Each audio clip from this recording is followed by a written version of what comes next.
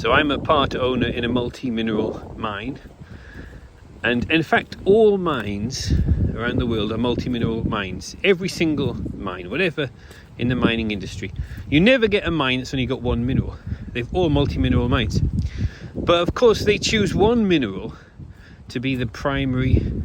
They're a primary gold mine, or a primary silver mine, or primary copper mine. But there's always byproducts. You never just get one mineral in a mine. So as they're refining it, they bring all this ore up, huge amount of energy to bring the ore up and then to refine it.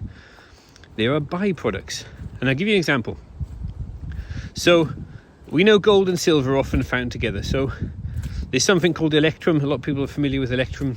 It could be like, say, roughly 50% silver, 50% gold. It could be 75% one, 25% the other, anywhere in between. And that's electrum, naturally found together. At the moment, gold is $2,150 per ounce. Silver is about 100 times. It's about 100 to 1. So silver is in its early 20s, like $22 per ounce. Gold is 100 times more than that, 2,150. So of course they're going to call it a gold mine, and silver is a byproduct. And then what happens then is it makes the gold silver ratio even worse, because they say, look, it costs this much to mine an ounce of gold, but silver, oh, it's so cheap to mine an ounce of silver. No, it's exactly the same. If you get a bit of electrum, however deep it is, to get that electrum up, the energy to get the electrum up to the surface and to refine it into both gold and silver, it's exactly the same. But of course they put all the costs on gold.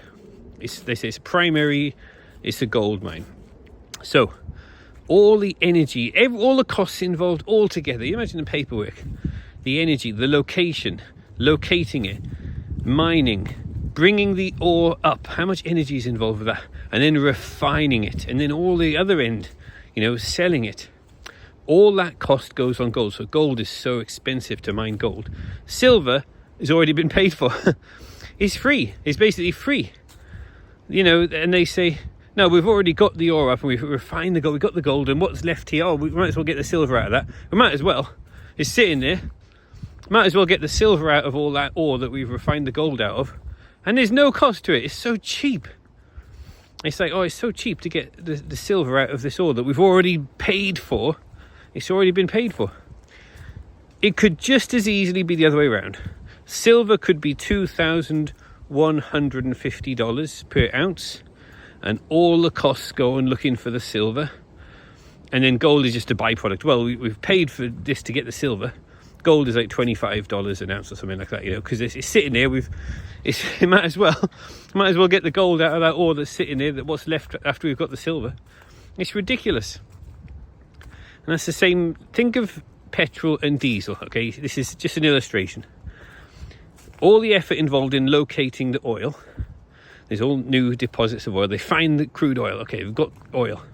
They've got to get it up, get it to the refinery, tankers or whatever. They've got to refine it. What if, and this is a scenario, what if they put all the costs on, say, petrol? All the costs involved and locating the oil, getting it to the refinery, refining it, all the energy, refining it, all that energy all goes onto one, say, onto petrol. And then there's a little bit left. We might as well, do something with this. We can make diesel out of this. Oh yeah, what's left over? Let's make diesel out of that.